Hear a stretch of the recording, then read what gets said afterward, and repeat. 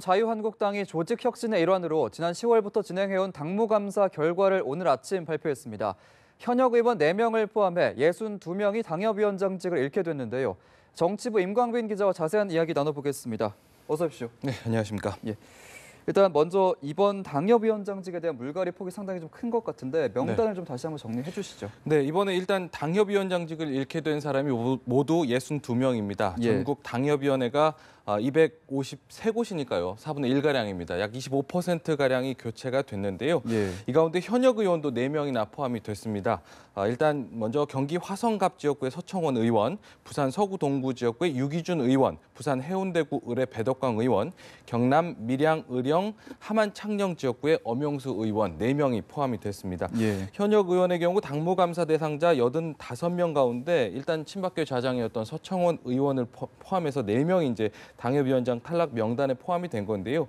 원외위원장은 대상자 129명 가운데 58명이 커트라인에 못 미쳐서 교체 대상자로 선정이 됐습니다. 예. 앞서 말씀드렸듯이 모두 62명인데요. 이 밖에도 사실 커트라인의 경우 현역 의원들도 넘기긴 했지만 16명 정도와 또 원외위원장 33명 정도가 일종의 경고를 받은 것으로 예. 좀 알려지고 있습니다. 예. 규모가 좀 큰데다가 네. 이례적으로 현역 의원이 4명이나 포함이 됐기 때문에 좀 당내에서 반발이 크지 않겠느냐라는 우려가 좀 나오고 있거든요. 어떻게 보십니까? 네, 그렇습니다. 일단 앞서서 말씀드렸지만 친박계 의원들이 다수 포함이 돼 있습니다. 서청원 의원, 유기준 의원을 비롯해서 친박계 현역 중진 의원들이 굉장히 포함이 많이 됐기 때문에 적지 않은 파장이 좀 예상이 되고 있습니다. 일단 당협위원장 자리를 뺏긴 4명의 의원들은 표적감사 대상으로 희생자가 된 것이 아니냐 이런 반발을 할 가능성이 좀 꽤 커 보입니다. 또한 앞서서 그동안 자유한국당 내에는 홍준표 대표의 사당화가 진행이 되고 있다 이런 지적들이 굉장히 많았었는데 앞서서 지난주에 그 김성태 원내대표가 새로 임명이 된 선출이 된 이후에도 계속해서 이제 사당화가 강화되는 것 아니냐라는 비판 여론 끝에 이 당무감사 결과가 나왔기 때문에 물론 당무감사라는 것이 그동안 계속해서 진행이 돼 왔던 것을 결과를 오늘 발표된 거지만 일종의 어떤 수순에 따라서 진행되는 것 아니냐 이런 반발이 나올 가능성이 꽤 있어 보입니다. 이에 따라서 일단 자유한국당 내에서 재심 신청을 받기로 했지만 이 부분에 대해서 현역 의원들을 포함해서 원외위원장들도 재심 신청이 좀 잇따를 것으로 좀 예상이 되고 있습니다. 그렇군요. 그렇다면 이렇게 큰 규모로 당무감사를 실시하게 된 배경이 좀 조직혁신이라고 봐야 될까요? 조직 쇄신 이 정도로? 그렇습니다. 일단 홍준표 대표가 당무감사 결과에 앞서서 SNS를 통해서 입장을 좀 밝혔습니다.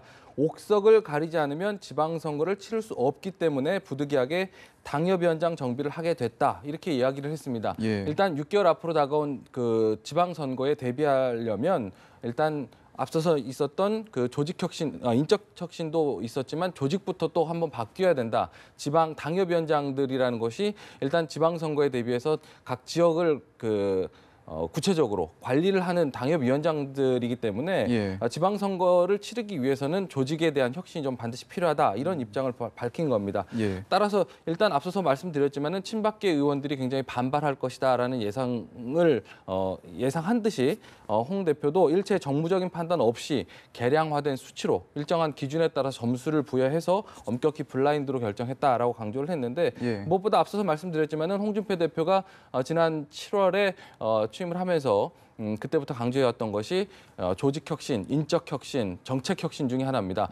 친박계 박근혜 전 대통령 출당 조치를 비롯해서 친박계에 대한 인적 청산은 어느 정도 좀 진행이 됐다라고 보면서 더불어서 조직혁신과 함께 인적혁신도 함께하는 그런 수순으로 좀 풀이가 되고 있습니다. 배경을 그렇게 보면 될 것 같습니다. 일단 블라인드로 이렇게 명단을 골라냈다 이렇게 말씀해 주셨는데 당협위원장의 교체 기준은 좀 어떻게 마련이 되어 있나요? 앞서서 말씀하셨듯이 이제 홍준표 대표가 일체 정무적 판단 없이 계량화된 수치를 가지고 블라인드 처리했다. 다시 한번 강조를 했는데 일단 홍준표 대표가 2박 3일 동안 지난주에 일본을 방문하고 돌아왔습니다. 돌아온 당일날 저녁에 비공개 최고위원회를 열고 당무감사 결과를 토대로 커트라인을 확정을 했습니다.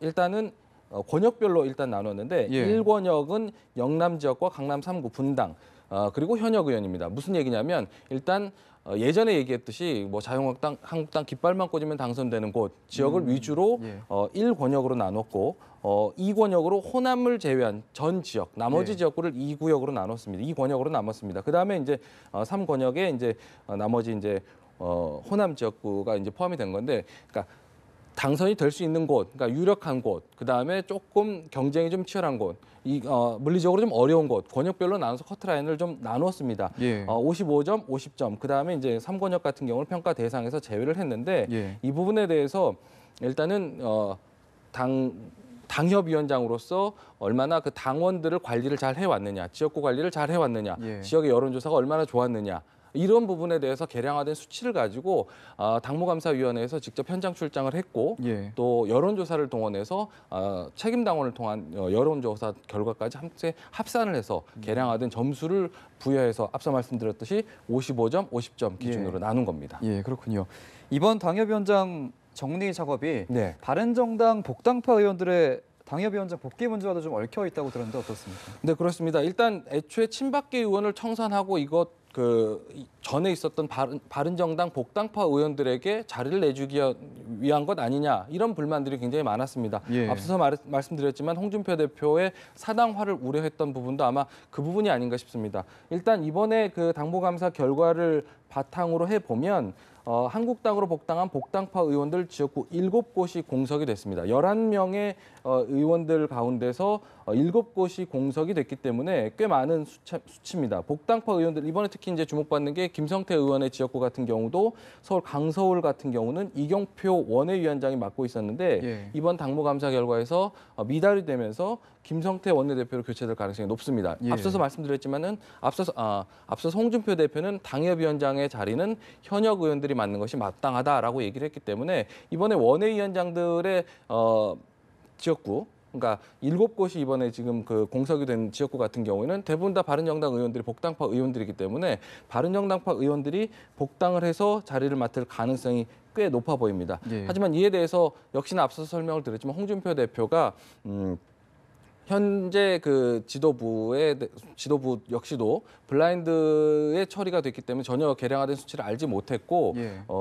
일정한 기준에 따라서 처리를 했다라고 얘기를 해왔는데 명단에 대해서도 전혀 알지 못한다라고 얘기를 했습니다. 특히나 또 이번에 당무감사위원회의 위원들 역시도 옛날에 그 전 새누리당 이정현 대표가 있을 때 임명을 했고 예. 또 임명진 비대위원장 시절에 임명했던 당무감사 위원들이기 때문에 홍준표 대표의 자신의 개인과는 전혀 무관한 기준에 따른 것이다라고 거듭해서 강조를 했습니다. 이에 따라서 어쨌든 앞서서 설명을 드렸지만은 바른정당 복당파 의원들이 이제 현역 자리를 당협위원장 자리를 가게 되면 예. 이와 관련해서 이제 내부적인 갈등이 좀 불거질 가능성을 배제할 수는 없어 보입니다. 아직 뭐 재심도 남아있기 때문에 좀 상황을 좀 지켜봐야 될 것 같습니다. 맞습니다. 오늘 자유한국당 당무감사 결과 관련해서 정치부 임광빈 기자와 얘기 나눠봤습니다. 고맙습니다.